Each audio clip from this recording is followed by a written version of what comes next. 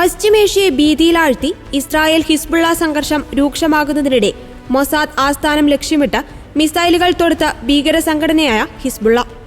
ലെബനനെതിരായ ആക്രമണത്തിന്റെയും commander Ibrahim ഗുബൈസിയുടെ കൊലപാതകത്തിലുമുള്ള പ്രതികാരമാണ് ഈ നടപടി.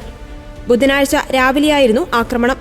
അതേസമയം ഹിസ്ബുള്ളയുടെ ആക്രമണം തടഞ്ഞതായി ഇസ്രായേൽ സൈന്യം അറിയിച്ചു. മിസൈൽ ലോഞ്ചറുകൾ തകർത്തതായും സൈന്യം വ്യക്തമാക്കി. ടെൽ അവീവിലും മധ്യ ഇസ്രായേലിലും ബുധനാഴ്ച രാവിലെ സൈറണുകൾ മുഴങ്ങിയിരുന്നു.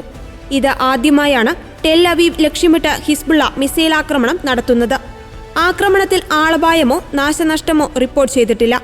അതേസമയം ഹിസ്ബുള്ളയ്ക്കെതിരായ വ്യോമാക്രമണം ഇസ്രായേൽ തുടരുകയാണ്. ഹിസ്ബുള്ള കമാൻഡർ ഇബ്രാഹിം ഗുബൈസിയും മറ്റ് 6 പേരും ചൊവ്വാഴ്ചയിലെ ആക്രമണത്തിൽ കൊല്ലപ്പെട്ടിരുന്നു. ഹിസ്ബുള്ള റോക്കറ്റ് വിഭാഗത്തിന്റെ കമാൻഡറാണ് ഗുബൈസി. ഇതിനു മറുപടിയായി വടക്കൻ ഇസ്രായേലിലേക്ക് ഹിസ്ബുള്ള 300ഓളം റോക്കറ്റുകൾ അയച്ചു. 1 വർഷത്തിനോടടുക്കുന്ന ഗാസ യുദ്ധത്തിനിടയിലാണ് ലബനനിലും ഇസ്രായേൽ പുതിയ പോർമുഖം തുറന്നത്.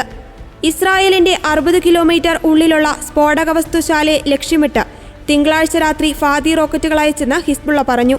ഇസ്രായേലിലെ ഹൈഫയിലുള്ള പ്രധാന ആശുപത്രികളുടെ പ്രവർത്തനങ്ങളെല്ലാം ഭൂഗർഭ അറകളിലേക്ക് മാറ്റി.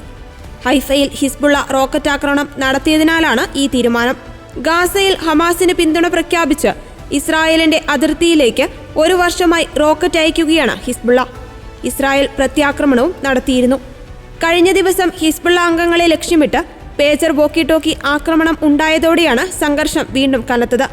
എന്നാൽ ഇസ്രായേലിന് ഹിസ്ബുള്ളയുടെ ആക്രമണത്തിൽ കാര്യമായ നാശനഷ്ടങ്ങൾ ഒന്നും തന്നെ സംഭവിച്ചിട്ടില്ല.